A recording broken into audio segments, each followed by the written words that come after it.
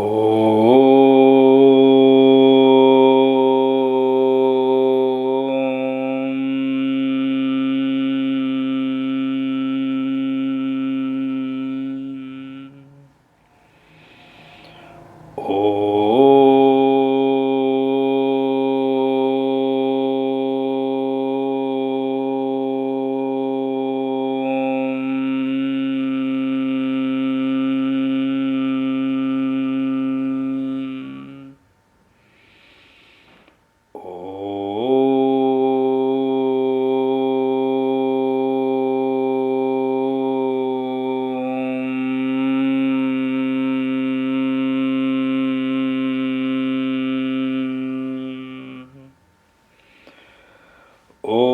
श्री गणेशाय नमः।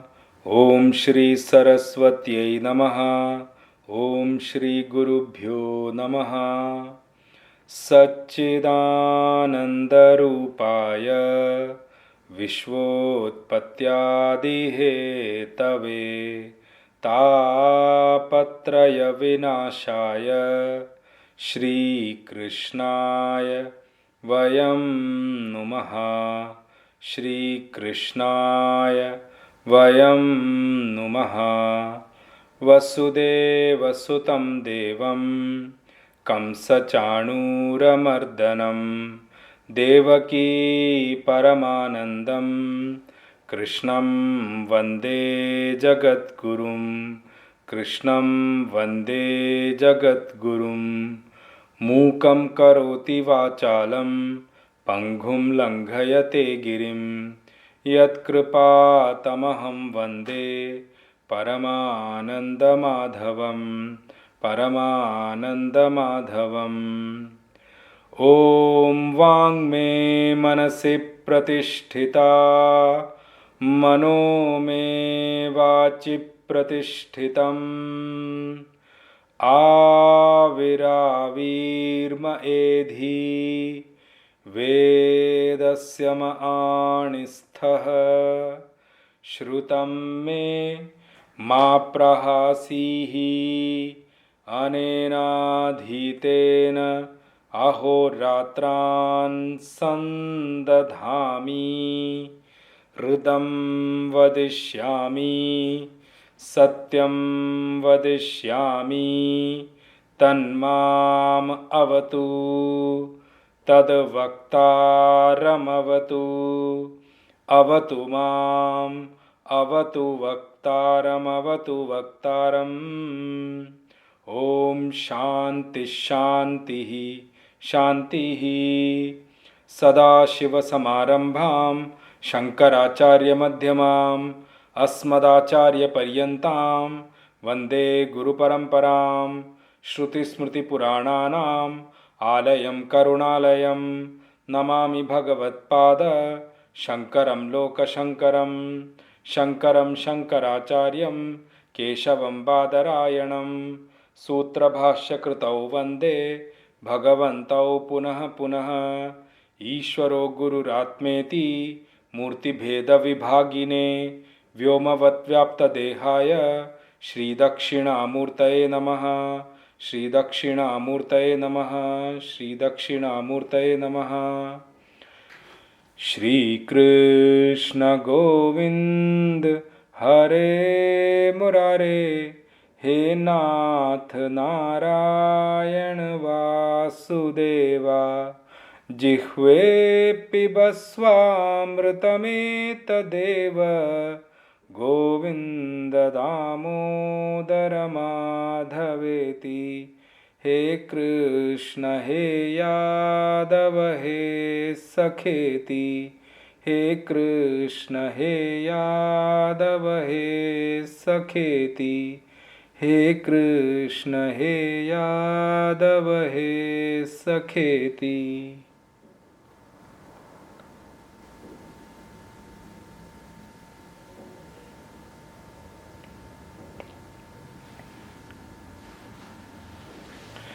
In the last session, we left at verse number 46 and we looked at verse number 45 and 46. Today what we are going to do is, I will cover some more portion of the verse number 45 along with Bhagwan Shankaracharyaji's Bhashya or Bhagwan Bhashyakar's Bhashya, and then we will go back into the 46th verse where we left last time. I gave only the literal meaning to you.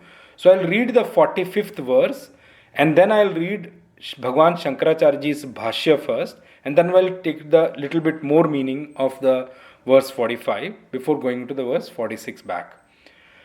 त्रैगुण्य विषया वेदा निस्त्रैगुण्यो भवार्जुन निर्द्वन्द्वो नित्यसत्वस्थो निर्योगक्षेम आत्मवान. Bhagwan Shankaracharya's Bhashya says, त्रैगुण्य विषयाः त्रैगुण्यं संसारो विषयः प्रकाशितव्यो येषां ते वेदाः त्रैगुण्य विषयाः त्वं तु निस्त्रैगुण्यो भव अर्जुन निष्कामो भव इति अर्थः. निर्द्वन्द्वः सुख दुःख हेतु सब प्रतिपक्षौ पदार्थौ द्वन्द्व शब्द वाच्यो ततो निर्गतो निर्द्वन्द्वो भव.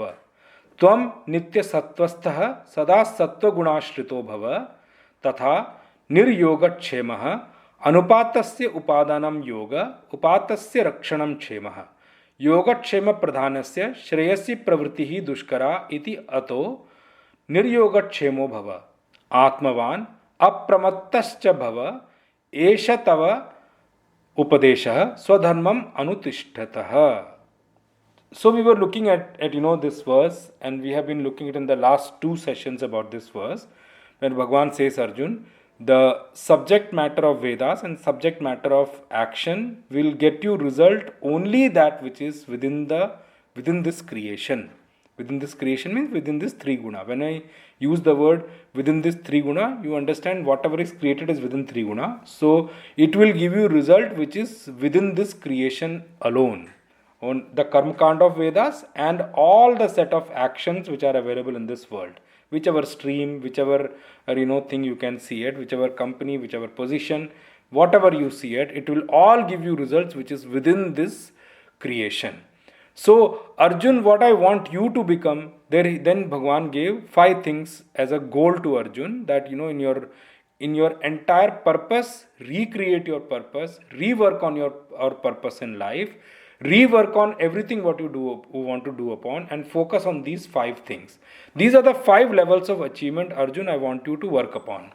The first point he gave was Nistraigunyo Bhava, and I told you in that session that Nistray Gunyo is the first. Why? Because without Nistray Gunyo Bhava, other things we won't get the motivation to work on the other things.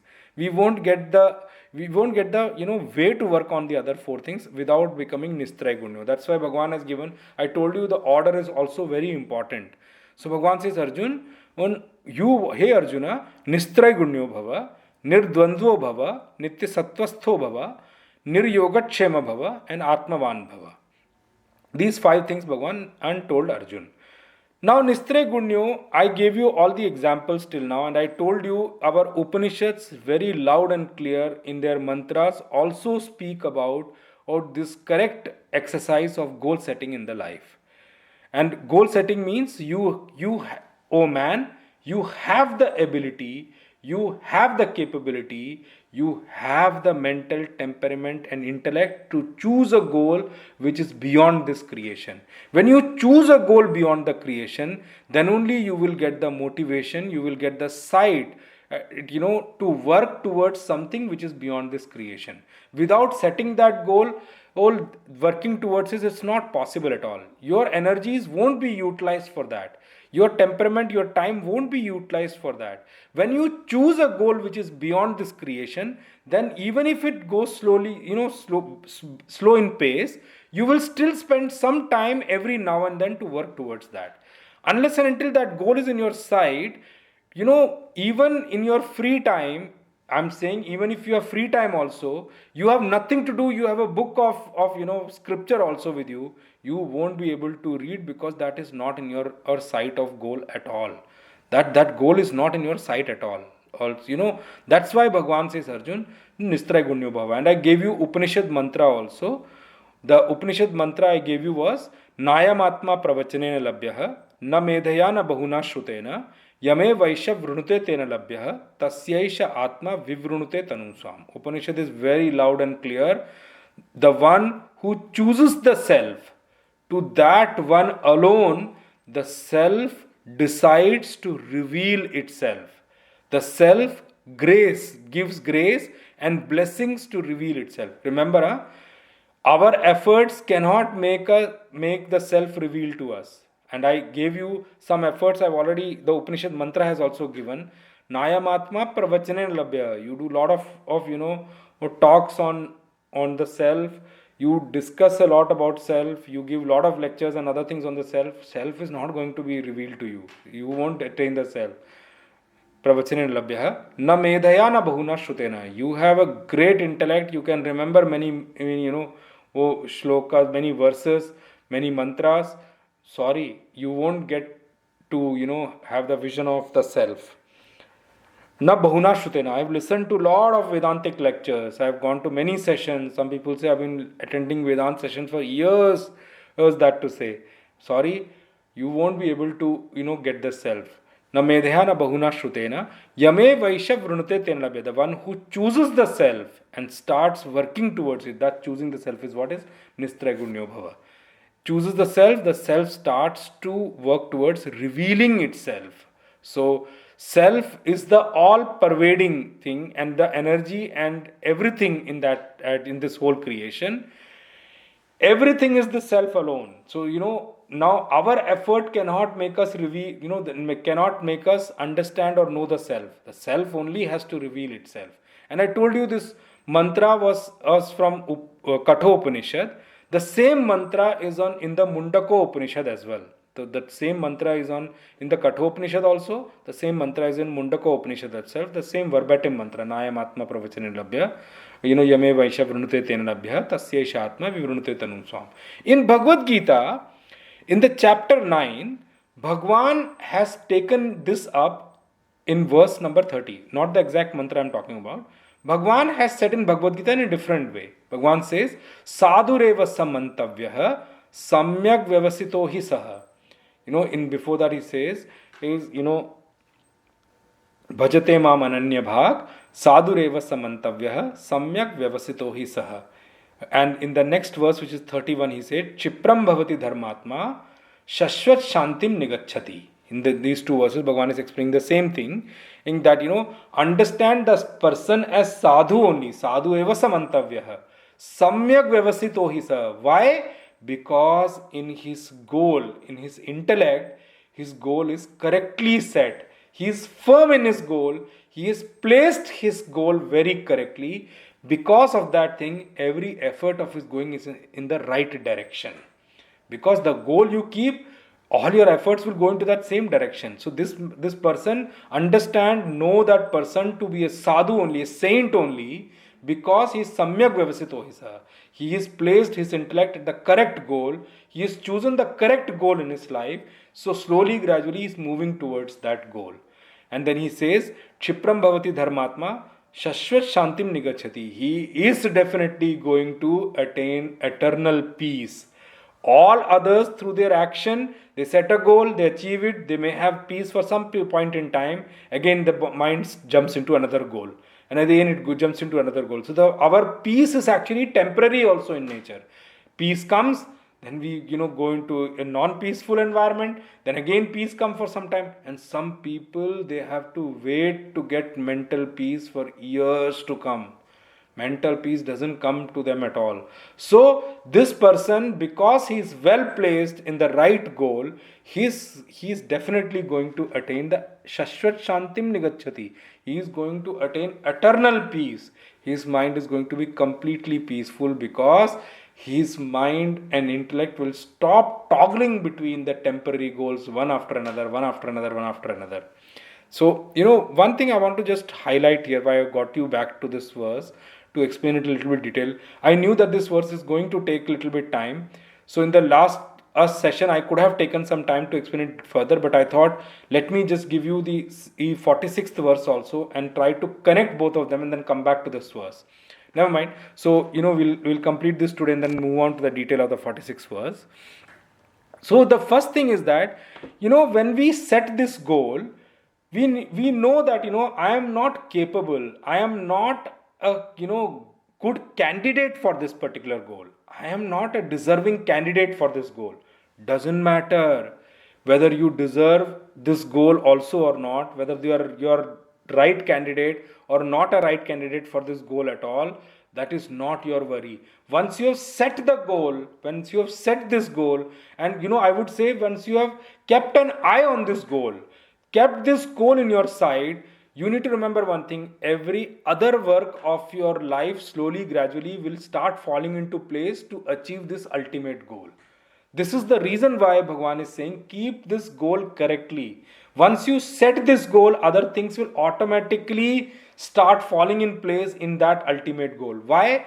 Because the temporary goals now will also, because the final goal is in the sight, the temporary goals also will not be like, talking in North Pole and different pole altogether versus this particular goal. No, they will all fall into line slowly, gradually. After every temporary goal is achieved, you will look whether this goal, how much I've reached there. So, the first thing is that you may think that, you do not even deserve to achieve that goal. You are not the right candidate for that goal.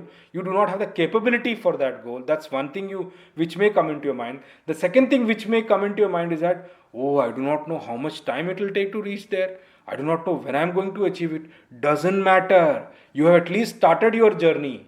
And the other thing which may also come into our mind is that I don't know whether I'll be able to achieve this goal in this life also or not. Doesn't matter. You have set your goal correctly. You have at least started your journey. Versus just because it is going to take time to reach there, just because I do not know whether I'm able to achieve that in this life also or not, let me just leave it, let me work through the temporary goals. In the next life, again you'll have to come back, again it will be stuck between temporary goals. When will you set this final goal? So Bhagwan is saying, oh man, it's a clarion call to the whole human race, whole humankind. Oh man, you have the ability, you have the energy, you have the intellect, you have the mental ability to set this goal correctly in your life.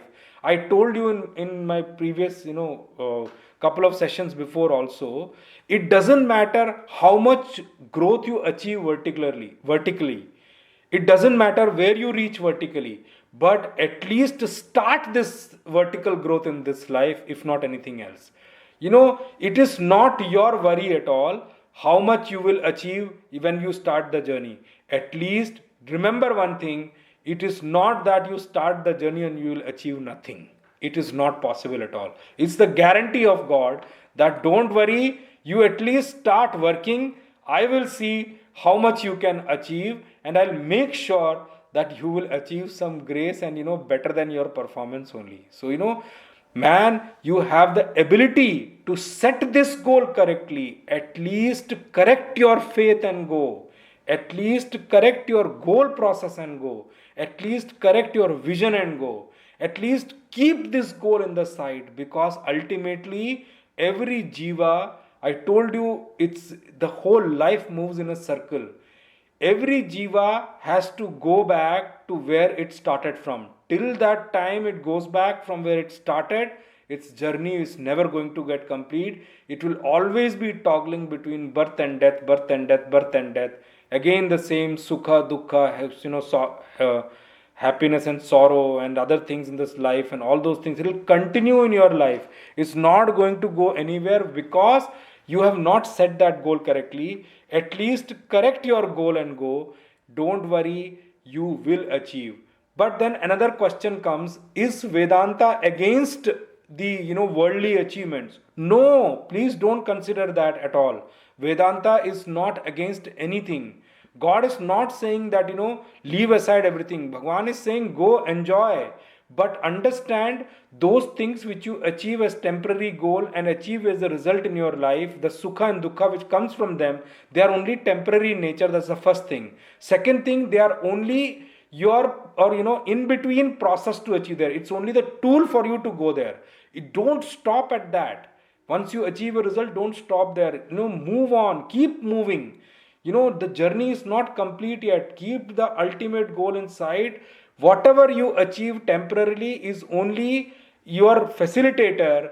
your enjoyment to just relax and move on. But don't forget the ultimate goal. Ultimate goal has to be beyond the triguna. When I say triguna, is whatever is within this created. Okay, when I say use the word trigunya vishaya, and I said triguna means whatever is within this created. So you have the ability to choose something which is beyond the created. Who is beyond the created? Creator. So only creator can be beyond the created, right? So when you say Nistray good news, that keep that goal, that doesn't matter which life it happens, doesn't matter how much time it takes, doesn't matter whether I deserve, am I a deserving candidate also or not, but I am very sure I will keep this goal in life. That is what this verse wants from us. Then he says, Bhagavan says that, moving on, Nirdvandvo Bhava. Oh Arjun, you also need to understand, you have to train yourself to bear, create endurance in you, the ability to forbear the pair of opposites which keep coming in your life. And I told you, there is nothing in this creation which is without a pair of opposite. And as long as you are within this created, these pair of opposites will come to you whether you like it or not. So what is Bhagavan wanting us to do? Bhagavan is not saying that you won't feel it. See, I can't say something which is not possible. If we are within this created, this pair of opposites will come to us and we will feel them. But Bhagavan is saying what? Maintain your forbearance, your aptitude in such a way, create a fortitude in you, create an ability in you that you are able to bear them without losing your mental peace. Yamhina vyathayante. I told you the verse 15 of this chapter itself. Yamhina vyathayante purusham purusharshava samadukha sukham dhiram somrutatvaya kalpate. And I told you this Nirdvandvo Bhava is an explanation of that verse itself. So Bhagavan is saying you should be able to lead a life in such a way that these pair of opposites, as and when they come to you, I'm not saying if they come to you, I'm saying as and when they come to you, because they are bound to come to you. When they come to you, do not get perturbed by them. Do not get disturbed by them. Do not lose your cool with them. Do not end up wasting your energy just trying to manage them. Don't waste your energy in just trying to manage them. These situations, our life is not so low, such a, what you call that, so cheap that we should end up wasting in just fighting through these pair of opposites. Pair of opposite means situations. Like heat and cold is a situation. Heat is a situation, cold is also a situation. Sukha and dukkha, happiness and sorrow is also a situation. Success and failure, they are all situations. So I have told you what Gurudev's mantra is when I told you, we hardly act, we generally react. So when Bhagavan says Nirdvandvo Bhava, Bhagavan is saying, Arjun, do not get into the reactive mode. When you get perturbed by these pair of opposites, when you get disturbed by them, when you get, affected by them, then at that time, remember, the only option for you is to react. Right? When you get affected, when you get disturbed by them, you will react. If you do not get disturbed by them, you are able to maintain your equanimity during those. You are able to maintain your mental poise, mental equipoise with them. Then remember, you will not react. You will think over it and act in these situations because these are temporary. These will come and go. And your life will not get spent through only managing these pair of opposites. That is what Bhagavan is meaning by this verse, Nirdvandvo Bhava. And I told you, and I gave you one example of Srimad Bhagavat also. The Asangata is of two types. If I'm not explaining here, I've already explained you in the last session. One Asangata is of Jnani, which is knowledgeable, a Brahmagyani, Brahmanishta person, the one who's established in the self, one who's a knower of self, His Asangata is like, I use the word sky, or, and Akash is called sky or space. The space is untouched by anything which happens within this space. Everything happens within space only. There is nothing which happens outside the space. Everything happens within space itself. But remember, whatever happens within space, space is untouched by it. Not even a wee bit it is touched by it. That is the kind of detachment of a jnani. Of a jnani means of a person who knows the self, who has established himself in the self. His detachment is like of that of a space or sky, whichever we call it. The second thing I was telling you about was about the sadhaks. Sadhaks detachment is like air, and I gave you the example when the air flows from a dirty place, as like a, what do you call that, a drain or something. In the foul smell, the air picks up and it carries that foul smell for a particular distance, for a particular period in time and for a particular distance. And after that, at once the distance goes away, the air becomes normal. Remember, the air's property is without smell, is nirgandha. The air or vayu is nirgandha, it's got no smell of its own. Then the smell which we feel, when I talk about the foul smell, I also spoke about the example of when the air flows from a garden, blows from a garden. When it flows from a garden, and or it blows from a garden, and when travels through a garden, and the garden is full of flowers, it picks up that at nice smell of that flower also, and it carries for a particular point in time. But after a while it drops that as well. That is what a detachment of a sadhak or a student of Vedanta should be. When we get into association and company, it's not that we will not get affected. And can you leave all of them? You can't, because you're living in this world. Many things you have to do in the world. Just because people are bad, how many companies you will leave? Just because people don't fit you, how many education institutions you will leave? You can't do that. You have to learn to, even though you get affected, but understand that you got affected. First, have some introspection ability and learn the art of dropping after a while. It's gone, that time is gone when I got affected, but now I have to focus back on self. Remember, if the Nistray Gunyo is there, this will automatically come after a point in time. Then Bhagwan said, Nitya Sattvasto Bhava. And what did the verse says? When he says Nitya Sattvasto Bhava, he means to say that, make sattva in you as the primary guna, has become the most important guna, and the other two gunas in you, the other two characteristics in you, other two gunas in you become secondary or follows sattva. Sattva, I told you, is the ability to think. When rajas also follows sattva, remember that the outcome of your action will be beautiful because it's well thought after, and I gave you that example already. So here means you maintain in such a way that sattva becomes primary in you, and the other two gunas follow you. And I told you tamas, even the rest is well thought after and is managed in such a way that it gives you enough rest so that your equipments are available for you in the next work arena or the next day for you to function clearly.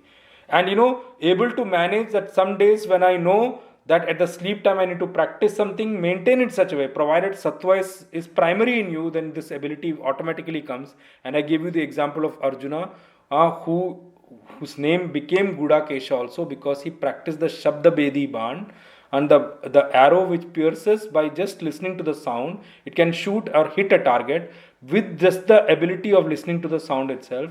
That practice he did in the night, in the peak of the night. So he managed his sleep in such a way that he is able to be awake in the night to practice that. But it's not that he permanently, started remaining awake at that time. That's not what is meant. He used to manage his guna in such a way, tamo guna in such a way that, he is able to just utilize it correctly. In the same way, when sleep needs to be there, we should sleep because it gives us the ability to, for all our equipments and organs to rest and be available for the next day functioning. So Bhagwan is saying, here make it this way that, sattva becomes primary in you and other gunas follow it. That is what is meant by Nitya Sattvastha Bhava. Niryogatshema Bhava and Atmavan Bhava is what I wanted to take a little bit more over today. I told you that, yoga, not yoga, yoga and kshema. These are two things which are very, very important, and it consumes a lot of time of everyone. And I gave you example of a sannyasi also, and I gave you example of normal people also in that, at 55 60 years goes in yoga, means arranging or accumulating things which are not there with me right now, and I feel that I would need them, maybe comfort, luxury needs, or whichever way you call it. I'm not classifying that at the moment. And but the thing is that I keep accumulating them, and then the remaining part of my life goes in protecting them, because I have already established this thought in my mind that these are necessary for a comfortable life for me. Remember, this is a definition which goes from person to person. The four things which we usually speak about is basic necessity, and then comes need, and then comes comfort, and then comes luxury. But this definition keeps changing from person to person, according to the person's capability also, according to the person's ability also, according to, when I say capability, financial capability to get them also, I mean, in his capability to buy them, his capability to accumulate them also. But also another thing comes is that it also comes with the comes from the internal control of that person also, how much he can decide to live without as well. So that habit is cultivated by some people. Well, anyway, so Bhagwan says this yoga and kshema is such thing that most of the life of everyone goes in this only, and what gets left out is Brahma Vidya, or the ability or the opportunity to know the self gets left out in the spree of only working for yoga and kshema throughout our life, accumulating things which are not there and protecting things which have already been accumulated. The whole life goes for this particular thing. Bhagwan says, Arjun, I want you to develop an capability that start becoming dependent on me. And I told you, it is not possible to live in this life and be free from the thought of yoga and kshema. It is very, very difficult, and I gave you that point before I came to this shloka, this portion of this verse, that Arjun, now I am going to tell you the most difficult thing, which is very, very difficult for people to manage, because the thought of yoga and kshema comes automatically inherent in all of us. And today I'll give you one example of this. This one relates to Puja, our Parama Guru, Swami Tapovanji Maharaj, who was the Guru of Swami Chinmayananji, our Gurudev. So Swami Tapovanji Maharaj has said, and somewhere he was talking about it, that once he went to Sharda Peeth. Sharda Peeth was in Kashmir before. Now it's in Pak occupied Kashmir, POK we say.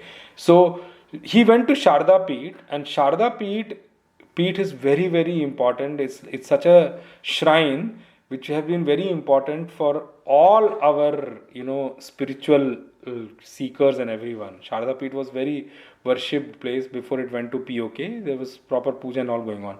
So Swamiji Puja, Parama Guruji went there, and he stayed there for some days, and he felt so much peace because it's in Kashmir, quite above and all. He felt so much peace that he wanted to live there for some more days. I'm giving you the example of yoga kshema here. How when we start becoming dependent on God, how this yoga kshema thought starts to go away from our intellect. So Puja Swamiji, Swami Tapovanji said that I wanted to stay there for few more days, but then he thought that the Pandit or the Brahman who's there, who's already very poor, and it's very difficult for him to manage his food only, how long is he going to feed me? So Swamiji said, I don't think it will be possible for me to stay here. I think now I should plan to go from here, or let me not be giving too much trouble to this Pandit that day. Now remember, Sharda Peeth is at such a high place. It's not something which is in a very populated area or something. People go there as a pilgrimage, and they used to come back. So Swamiji thought, I think I should pack my bag tomorrow and leave. I don't want to give more trouble to this Pandit, to this Pujari, to this Pandit there to serve me also from the food which he's getting. But very strange thing happened that day. Amidst this peaceful place, non-populated place, which has got not much population at all, a very rich person came and silently sat behind and where Swamiji was giving a talk over there. Silently sat there, and he felt very good about it. And he felt very, touched by what was Swamiji was speaking about Vedant. So, he went to Swamiji and said, Swamiji, I would request you to stay here for some more days, and, what you are teaching, please continue to teach. Swamiji said, I was, wanting to go tomorrow. Oh, because I don't want to be staying here to be dependent. So he said, Swamiji, do not worry. I will make whatever arrangement needs to be done. And he sent in that peaceful, quiet place, at such a high place, such a, place at the top of the hill somewhere, where he made all the arrangements for many days of food and, good food for Swamiji over there. And Swamiji decided to stay back.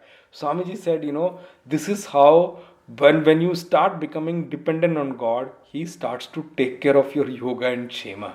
How long can we protect? How much ability we have to continually manage our yoga and then protect that by way of kshema also.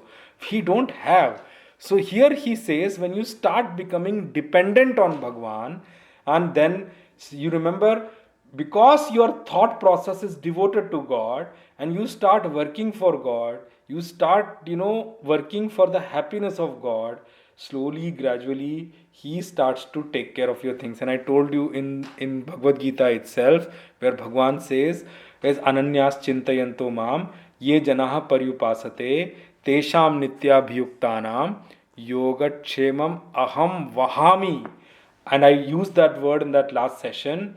People say that I'll sponsor your education, I'll sponsor this, I'll sponsor that. Here Bhagwan is saying, don't worry, if you have developed such a way that you just spend your time devoted to me, you spend your time in my thought, ananyas chintayanto mam, as a part and parcel of you, or you as part and parcel of me, and you are in my continuous unbroken thought that way, do not worry, I'll sponsor your life. Not only your life, I'll sponsor you for lives to come. It should not be your worry at all. So Bhagwan says, Aham yoga kshemam vahami. That is what is meant by yoga and kshema here. That when Bhagwan starts to take care, or when we starts to have developed that faith in God, that God is there. I have said in the previous verses already that He is all pervading, and there is nowhere that He's not there. Before even somebody else hears our voice, He hears it first. I have said all that thing, but how many of us are able to feel it? When He is the one who feels us, who listens to us before even anyone else listens, don't you think He already knows your needs? Don't you think He already knows what is good for you? Don't you think He knows how to give you? Remember, He is Lakshmi Pati. He owns this whole cosmos. If all the other owners who say that I own this land, I own this property, they are only claiming to own that, from what all that belongs to actually God only. Actually, God owns them also, and God owns everything. Just think, for such a person who's devoted his life for God, who spends his life in complete thought of God only, don't you think from this whole cosmos which belongs to him, he will start giving things to them, he'll start protecting, he'll start taking care of yoga and kshema of that person. I said that in my Bangalore or live session and last week also, and I've said that in my many classes before also. When we come to ashram life and all, when we come to start teaching start doing work of God, not teaching, who are we to teach? We start sharing what Bhagwan has shared with His grace and blessings. Just one thing is that when we start to slowly gradually work, and we start to feel His grace and blessings, and slowly gradually we start to understand that actually He is our boss. And remember, our boss is the master of this universe. Not only this is creation, this his galaxy. He is for all the galaxies and all. Not only this solar system, for all the other solar systems which are there, for all the other planets, for all the other available created world here. He is the master of that universe, and he knows how to protect his devotees. The only thing which we need to do is that start working towards our devotion and love for God. When we start working for it, slowly, gradually, we'll start to feel His grace. His presence is already all around us. It's only about feeling, only about having trust in Him, only developing our faith in Him. And when you start to develop all those things, you start to feel His presence. When you start to feel His presence, slowly, gradually, your dependency on other things starts to go away, because your dependency or ashray bhav starts to establish in God. And once your ashray bhav or your dependency starts to establish in God, then remember, nothing else matters, no one else matters. When he starts to, make himself feel ill, his presence around you, do you think you will need anyone else for you? No way at all. That is what is meant by Niryogatshema here. There is one point which I wanted to make. Goswami Tulsidas ji, all these saints, what they write is what, not something which they have read or something, what they experience only that they write. You see how beautifully Goswami Tulsidas ji in Ramcharitmanas, in some place he has said that, Hamahu kahavat sab kahat, Ram sahat upahas, Sahib Sita Ram so, Sevak Tulsidas. He says, I am, what to say, I am such a, stupid kind of a sevak, stupid kind of a man who's serving God. Hamahu kahavat sab kahat. My action is such that, what to say. I do not even deserve to be called at the service of God. Why? My actions are such that I force people to speak words against what my actions are. And what happens?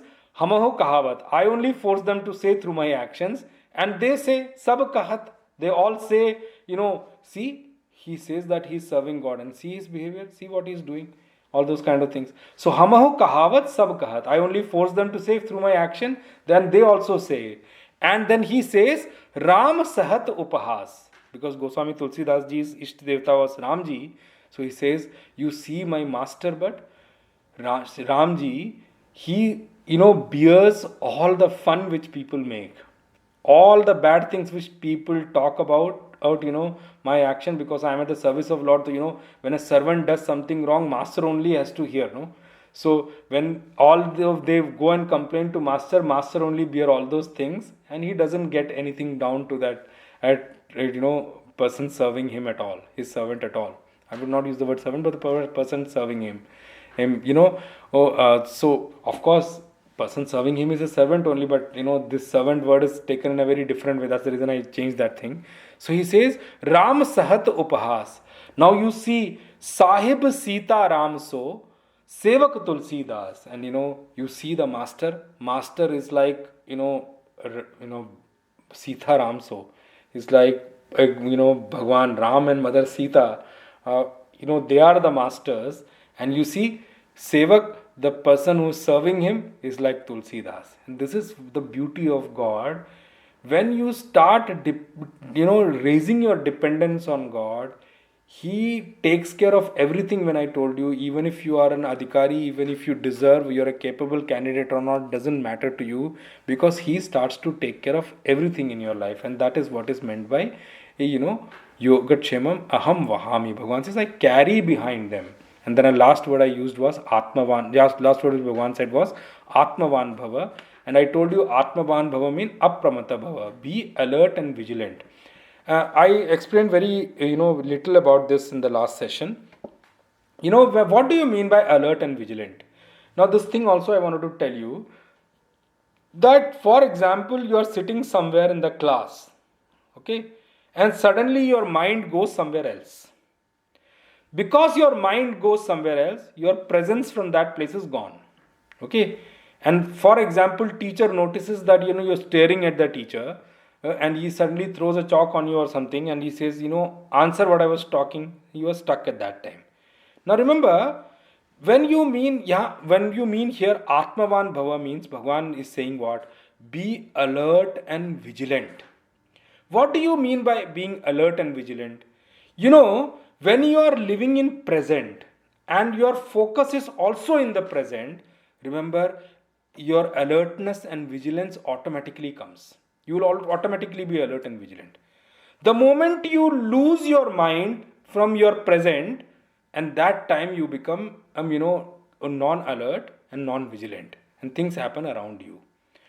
The bigger thing you need to remember is that when you are alert and vigilant, you are there to manage your surroundings. I'm not saying react to your surroundings, huh? Manage your surroundings, and you are able to move forward in life. And Pujya Gurudev used to say one thing very beautifully, which is applicable here in this, is being alert and vigilant is your mind should be where your hands are. There should be a complete unison between your mind and your action. Some people are like, mind is somewhere else, they're acting somewhere else, and of course the output will also be different. So one thing we need to train in our life is, in this world, when you see, there are a lot of places, there are a lot of people teaching meditation and many different things. But remember, the ultimate goal of all those things is nothing but mental focus. All those people who are teaching meditation are actually teaching you mental focus or intellectual focus, or a complete harmony between mind, intellect, and your action. You are trying to focus your mind in such a way, and when you start to train yourself to focus your mind, remember, in your work also you start gaining, because you already training some part of the day through meditation and other things to focus your mind. When your focus is more, your work's output will be better. When your output is better, your result will also be better. Of course, you will start to grow, and that is one of the things which you get from meditation as well. So Bhagwan says Atmavan Bhava means apramattah cha bhava. Apramata means be alert and vigilant. Don't be a pramadi. Pramadi means don't be, laziness, mind is somewhere else. You do not know what the hell is going on around you. Don't be like that. One thing I'll give you as an example also, because I also drive. If, there is one word which is very popularly said these days by transport ministry, and police have also pasted it somewhere at many places. Savdhani hati, durghatna ghati. The moment you lose your attention, lose your focus, you are bound to fall into an accident. Accident is natural for you to happen there. There are very high possibility that you may meet with an accident the moment you lose focus when you are driving. So in the same way, now if we can think that of while driving on the road, is this life also not a journey? Is this life also not, we are not driving our vehicle called our body, mind and intellect through this whole thing? Mind is the driver, and the driver, if he loses focus, of course accidents are bound to happen. So the point to make here is that we should lead a life in such a way that we should be always alert and vigilant. Now I read through Bhagwan Shankaracharyaji's Bhashya. I'll quickly take them through before I go into the next verse of verse number 46. He says, Traigunya Vishaya, Traigunyam Samsaro Vishaya Prakashitavya Yesham Te Vedaha. Traigunya Vishaya means, this Ved or the Karma Kand of Vedas are those which, light up. Prakashitavya means they enlighten the, objects or the things in this is creation, or they lights up the parts of these created to give you as a result. That's why they are called Traigunya Vishayaha Vedaha, Traigunya Vishya. And then how you should become Nistraigunyo Bhava.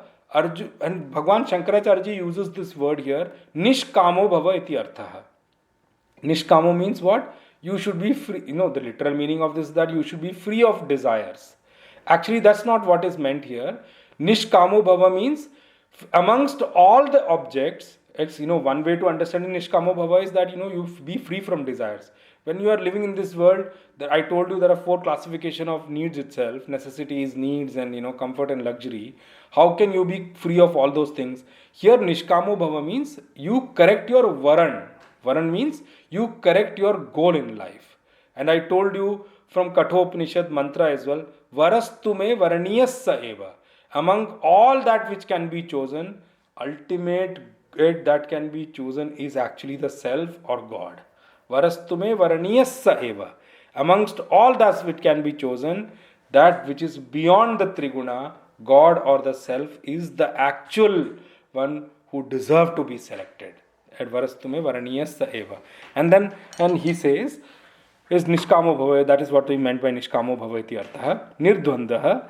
What does he mean by, he explains Nirdvandha as, I have already read that before. Sukha dukkha hetu sab pratipakshau padarthau dvandva shabda vachau tato nirgato nirdvandvo bhava. Remember, all the dvandva, all these experiences, all the pair of opposites which we talk about, they translate into sukha or dukkha. These are the only translation inside. And I gave you that example in the last session about this. All this which you see outside, whether summer season, winter season, and victory, defeat, anything you see, internally they translate it into sukha and dukkha, happiness and sorrow. So Bhashyakara Bhagavan says here, Nirdvandva Sukha Dukkha Hetu. They are all the cause of, these dvandva are the cause of what? Our happiness and sorrow. Sab pratipakshau padarthau. Dvandva shabda vachyo. All this entire creation, everything has got a pair of opposites, which I have already explained you. That is what is meant by dvandva shabda vachyo. That is what is meant by the word dvandva. Tataha nirgataha nirdvandvo bhava. Then what you need to do, cross over all these things, try to maintain such a mind and intellect which is not perturbed by all these things. Tvam, then next word he says, Tvam nitya sattvastha sada sattva guna ashrito bhava. You should all, nitya sattvastha, he is explained here, means you should always be sattva guna ashrita. You should always have created your internal equipment, antakarana, in such a way that it is always dependent on sattva. And all the other two gunas are also, dependent on the sattva guna. So means sattva guna is the primary in you. Tatha niryoga chema anupatasya upadanam yoga. That which is not there with you, working towards gaining them is yoga. Upatasya rakshanam, that which you have already gained or accumulated, protecting them, that is chema. Upatasya rakshanam chema. Yoga, this is what the word which I said that in the last session, but I am explaining you now. Yoga chema pradhanasya shreyasi pravritti dushkara iti atah niryoga chema bhava. That one who is constantly engaged in yoga chema, and you know this word already, that what we call that, Shreya and Preya you already know. Okay, Preya is that which is dear to me, Shreya is that which is ultimately good for me. And when I say Nistray Gunyo, it is choosing the goal which is ultimately good for me. So here Bhagavan Bhashyakar says, Yoga Chema Pradhanasya, that one in whose life yoga and chema is the primary, is the most important. Shreyasi Pravritti Dushkara, for that person working towards his ultimate good, for working towards his Shreyas, is Dushkara, means it's not possible, it's very, very difficult. Because he's constantly engaged in yoga and chema, his mind will always be toggling between prayas. Since his mind is constantly toggling between Shreyas, among Shreyas and prayas, he will not be able to choose Shreyas at all. So Shreyasi Pravritti Dushkara iti ataha niryoga chemova. That's why Bhagwan is wanting you to become crossover yoga and chema and become niryoga chema, free of yoga and chema. And one more thing I'll take up from Kathopanishad here. Kathopanishad also brings this point and out that when what Bhagwan Bhashyakar has said here, yoga chema pradhanasya shreyasi pravritti dushkara. Kathopanishad mantra says, Preyo mando yoga chemad vrinite. They say, Preyo mando. Those people, mando means who are low on intellect is what is meant. Literal translation, sometimes we say fools. But, don't take fools as a derogatory meaning here. It means non-intelligent. This is how you should decipher that. Mando means who are non-intelligent and who are low on intellect, or whichever way you call it. So, Preyo mando yoga chemat vrinite. Those people who are non-intelligent and who are, low on intellect, those people select prayas. prayas means those things people select all those things which are dear in this world or which are within the Traigunya Vishaya.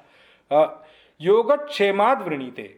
And because they have chosen prayers in their life, their varan, their choice will always be toggling between yoga and kshema. Their life will always be going within yoga and kshema alone.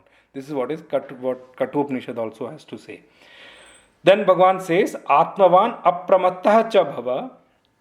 Atmavan means you should be free from pramad. Pramad means you should be free from laziness and lethargy. Means you should be always alert and vigilant. There should not be a moment that you have lost your alertness and vigilance. Esha tava upadesha swadharmam anutishthataha. The one who is dedicated and focused in fulfilling his swadharma, his own dharma, for such a person like Arjun has been very focused in doing his duty. Swadharma means duty here. The one who is focused in doing its duty, this upadesha, this advice is for such a person. Now, one doubt before I go into the 46th verse, there is a sambandh which Bhagavan Bhashyakara has given. One doubt which may arise, which Bhagavan Bhashyakara has already covered here. He says, Sarveshu Vedokteshu Karmasu Yani Anantani Falani Tani Na Apekshante Chet Kimartham Tani Ishwaraya iti Anushtiyante iti Uchyate Shrunu.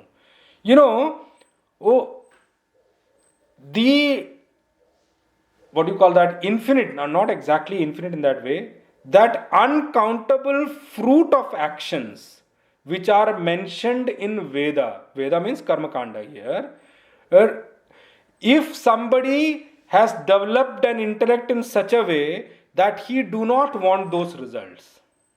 Like, after this advice, if somebody has developed his intellect in such a way that I do not want those results, what results action give, if I don't want that result at all, well then one question which can come in such a person is that, then if a person does not want any result, he does not want all those results which come out of action or which are mentioned and as a result of doing karma kanda of Vedas, then why should he do his duty? Why should he do any action? And and that too for God. Then for God also, why should he do the action? For that, to answer that question, Bhagwan has taken up the next shloka, is what the Sambandh Bhashya of Bhagwan Shankaracharya talks about. I'll now take the 46th verse, which we took the literal meaning last time. We will take it in a little bit detail of what is meant there. Bhagwan says, Yavanartha udapane sarvata samplutodake tavan sarveshu vedeshu brahmanasya vijanatah. Yavanartha udapane sarvata samplutodake tavan sarveshu vedeshu brahmanasya vijanatah. And I'll read the Bhashya first before I take up this entire meaning. I've taken the literal meaning, I'll take it forward from there. Yatha loke kupa tadagadi anekasmin udapane parichinnodake yavat parimanaha snanapanadihi artha phalam prayojanam sa sarvaha artha sarvata samplutodake tavan eva sampadyate tatra antarbhavati iti artha evam tavan तावत् परिमाण एव संपद्यते सर्वेषु वेदेषु वेदोक्तेषु कर्मसु यह अर्थो यत् कर्मफलम सह अर्थो ब्राह्मणस्य सन्यासिनः परमार्थ तत्वं विजानतो यह अर्थो विज्ञानफलम सर्वतः संप्लुतोदक स्थानीयं तस्मिन् तावान् एव संपद्यते तत्र एव अंतर्भवति इति अर्थः सर्वं तदभि समेति यत् किंच प्रजा साधु कुर्वन्ति यस्तद्वेद यत्स वेद छांदोग्योपनिषद इति श्रुतेः सर्वं कर्माखिलम् इति च वक्ष्यति तस्मात् प्राग ज्ञान निष्ठाधिकार प्राप्तेः कर्मणि अधिकृतेन कूपतडागादि अर्थ स्थानीयम् अपि कर्म कर्तव्यम्. Now I have taken the literal meaning of the last verse, especially the first point.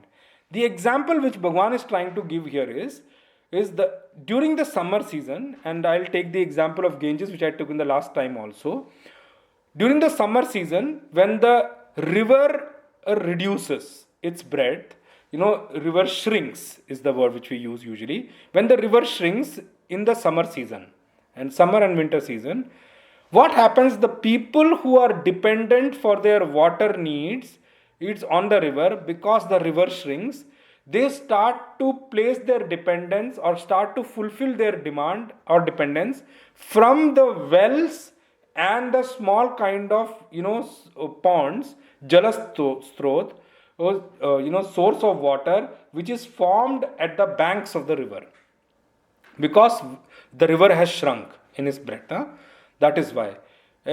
And their water needs are fulfilled during this season from the wells and other things which are there at the shore of the river. Now, when the rainy season comes and the river expands and takes its original shape, it comes back to its original size, and at that time, because the water expands, the breadth of the river expands, these wells and these small source of water or ponds which were existing on the banks of this shrunk river, they get consumed by the flooding water or the expanded water. All these goes within that river itself. Now, because the water has expanded or the river has expanded its borders now, and these wells and the small sources of water or the ponds have got contained in the expanded river, those people who were dependent on these wells and these ponds for their water needs, now after the expansion of the river, will they go and search for that well and the source of water or that pond? No. They will fulfill their water needs from this expanded river. Which means what? When this water expands, these small things which were required by the people for fulfilling their water needs, they get covered or they get immersed in that expanded river, in the actual source of the water. In the same way, that person who has understood the self, has started to gain the self, has got the knowledge of the self, has started to experience the self. For such a person, these small happiness driving things, small happiness driving in objects, small happiness driving in situations, they lose their importance. Tavan sarveshu vedeshu brahmanasya vijanatah. Yavan tavan, as though the first portion of this verse is actually the example, the udaharan which Bhagavan is giving. He is giving in that example to give, and the next one is to explain the actual point. So the example is very clear here. When the river expands, those small sources of water, like the well, the pond, or the sources of water which has been formed, the small ones which are formed at the banks of the river, or those which were critically important to fulfill the needs of the people when the river has shrunk. The moment the river expands or it floods, the river floods during the rainy season, these things gets contained in that river, and those small sources of water which were critical for fulfilling the demand of those people, they lose the importance. In the same way, the karmakand or the actions or these kind of sukha, these kind of happiness which are driven from the actions, they lose their importance the moment the entire all-pervading self starts to be known. Now, one thing which I picked up last time, I'm picking up again for you now.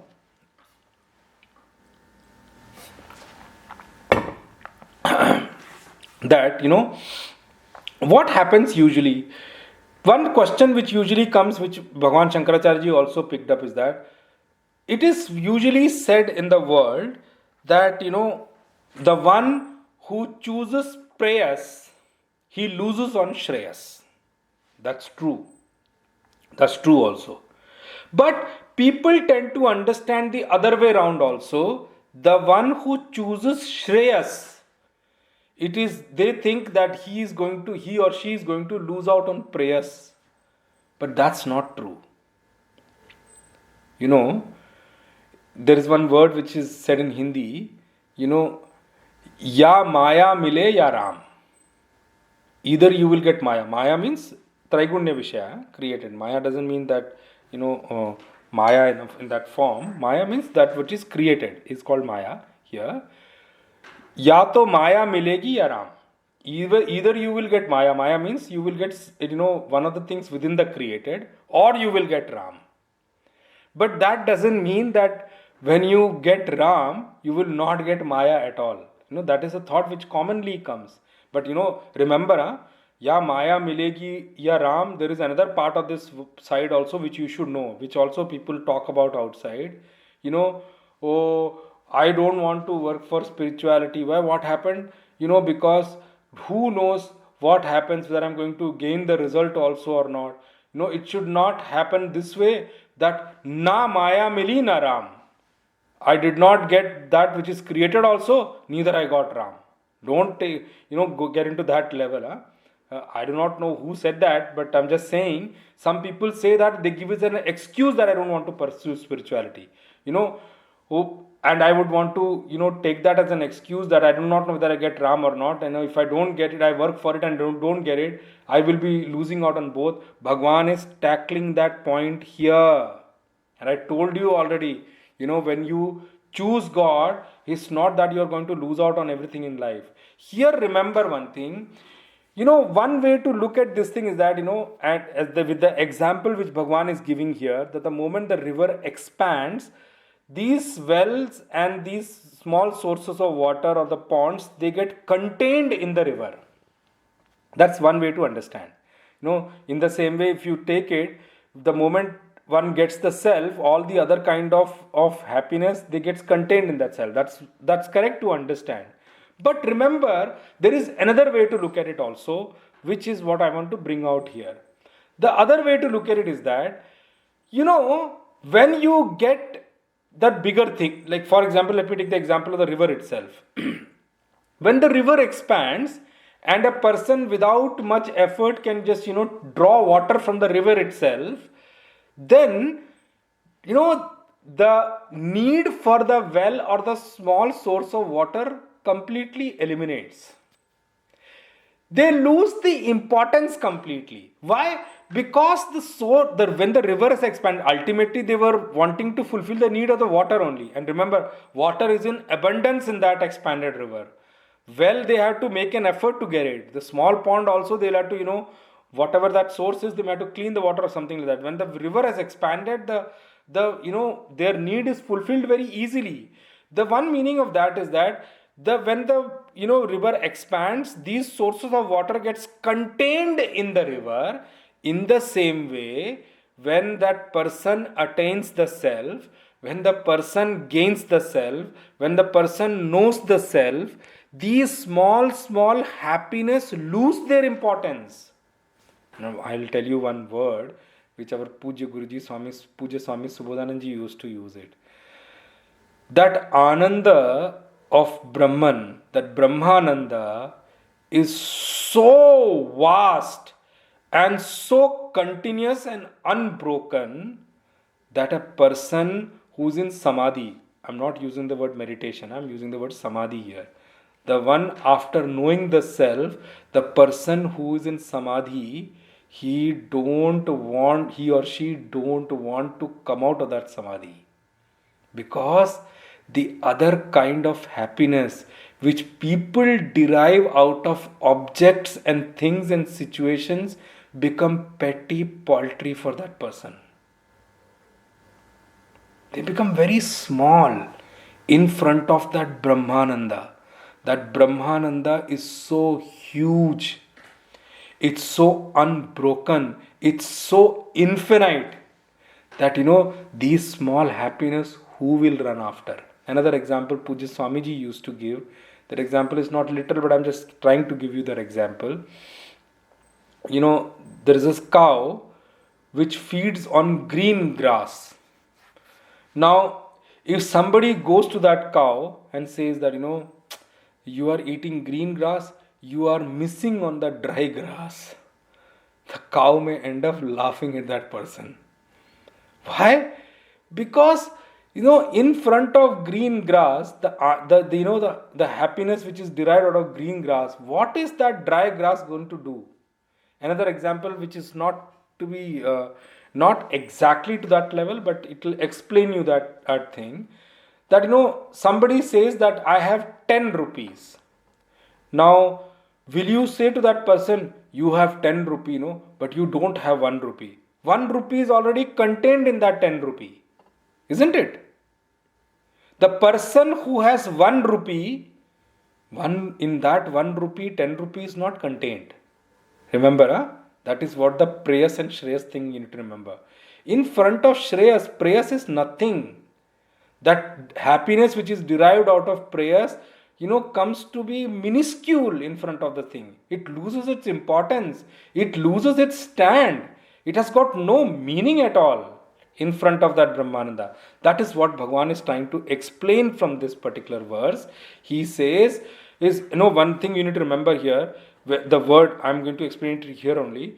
Bhagavan, when he uses the word Brahmanasya doesn't mean in that Brahman, Kshatriya, Vaishya, Shudra here. That is not the meaning of Brahmanasya here.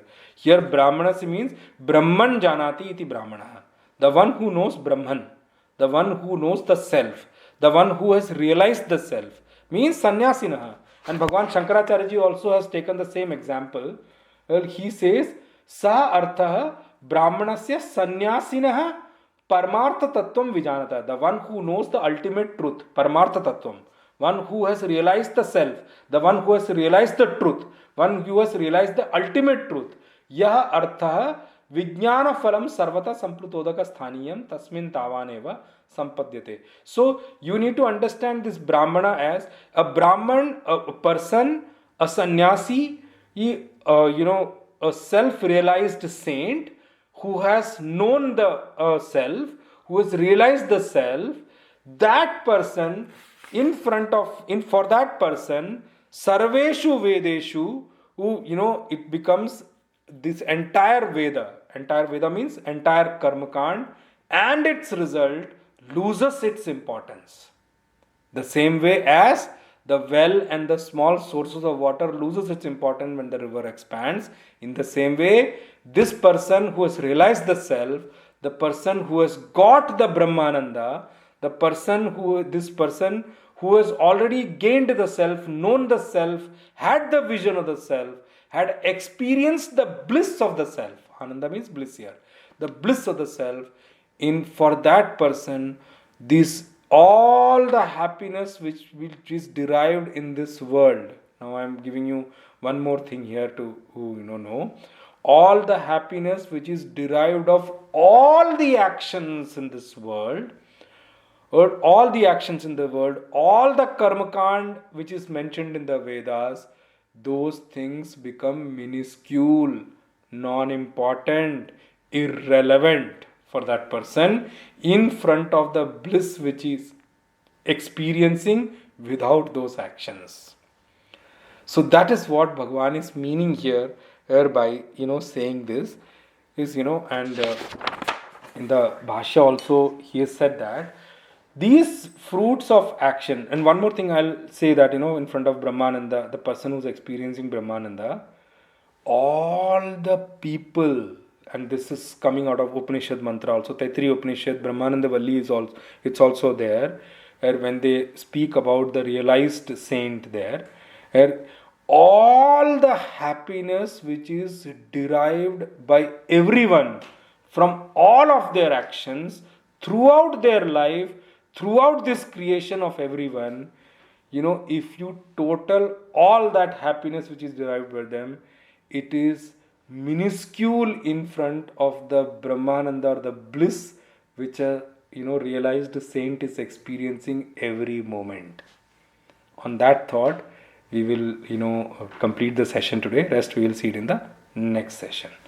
Kayena vacha manasendriyairva buddhyatmana va prakrite swabhavat karomi yadyat sakalam parasmai narayanaeti samarpayami श्रीमन्नारायणायेति समर्पयामि।